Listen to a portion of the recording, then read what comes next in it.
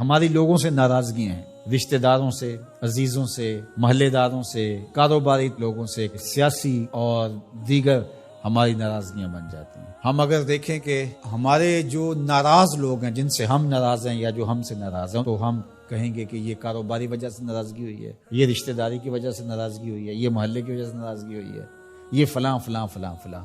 اب ڈھونڈے ہماری اللہ کے لیے ناراضگی کتنے لوگوں سے ہوئی ہے، تو شاید ہمیں بہت کم لوگ ملیں۔ تو پھر اس کا مطلب یہ ہوا کہ ہمارا بغض اللہ کے لیے نہیں، اس طرح حب للہ، ہماری لوگوں سے محبت، لوگوں سے پیار، رشتہ داریوں کی وجہ سے پیار، کاروباری سانج کی وجہ سے پیار، محلے گلی کی وجہ سے پیار، یہ کلاس فیلو ہے اس سے پیار، یہ کالج میں اکٹھے پڑھتے ہیں ان سے پیار، ان کی فلاں جگہ پہ سفر پہ ملاقات ہوگی ان سے پیار۔ جب ہم شادی بیٹے کی بیٹی کی کرتے ہیں تو کارڈ لکھنے بیٹھتے ہیں تو یہ رشتہ داروں کے لکھ رہے ہیں، ان سے تعلق کس وجہ سے ہے؟ رشتہ داری کی وجہ سے۔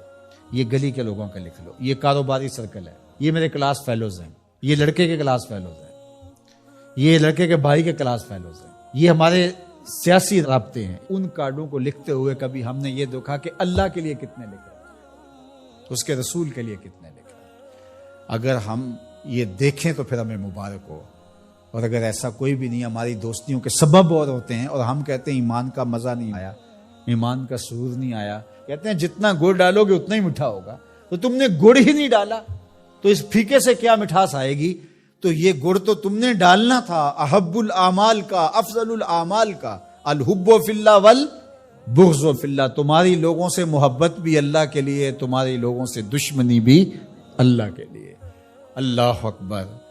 تو ہم نے وہ معیار ہی مقرر نہیں کیا تو پھر اس کا لطف، اس کی حلاوت کیسے نصیب ہوگی؟ رسول کریم صلی اللہ علیہ وسلم نے ارشاد فرمایا کہ لا یحق العبد حقیقت الایمان حتی یغضب للہ و یرضى للہ، کوئی شخص ایمان کی حقیقت اور حلاوت اور لطف اور مزہ نہیں پا سکتا جب تک لوگوں کے ساتھ اس کی ناراضگی بھی اللہ کے لیے ہوتی ہے، لوگوں کے ساتھ صلح بھی اور محبت بھی اللہ کے لیے ہوتی ہے۔ اللہ اکبر۔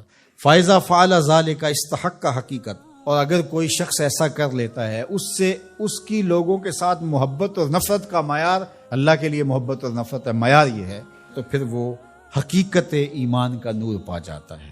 پھر کیا ہوتا ہے کہ جب ایسے لوگوں کے ذکر اور ان لوگوں کی بات چھڑے یا ان لوگوں کے پاس جائیں تو وہاں بیٹھ کر کے تمہیں اللہ کی یاد آ جاتی ہے۔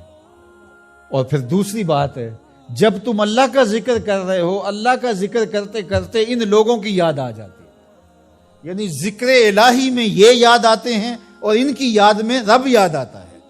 اللہ اکبر۔ یعنی پھر یہ اللہ کے ذکر سے الگ نہیں ہوتے، تم یاد رب کو کر رہے ہوتے ہو تو رب کے یہ دوست بھی ساتھ یاد آ جاتے ہیں، اور اگر تم ان کو یاد کر رہے ہو تو ان کو یاد کرتے کرتے رب یاد آ جاتا ہے، کیونکہ تمہاری ان سے محبت ہی اللہ کے لیے ہے۔